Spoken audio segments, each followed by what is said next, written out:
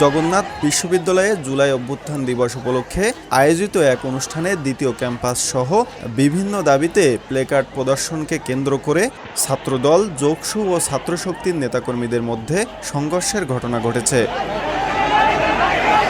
এ ঘটনায় সাংবাদিক সহ অন্তত ১৫ জন আহত হয়েছে বলে জানা গেছে।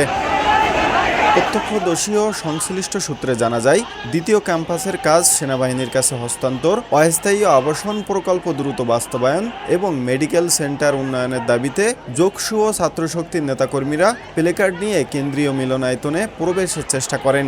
এ সময় ছাত্রদল তাদের প্লেকার্ড সহ প্রবেশে বাধা দিলে উভয় পক্ষের মধ্যে প্রথমে বাকবিতণ্ডা এবং পরে ধাক্কাধাক্কির ঘটনা ঘটে। এক পর্যায়ে তা সংঘর্ষে রূপ নেয়।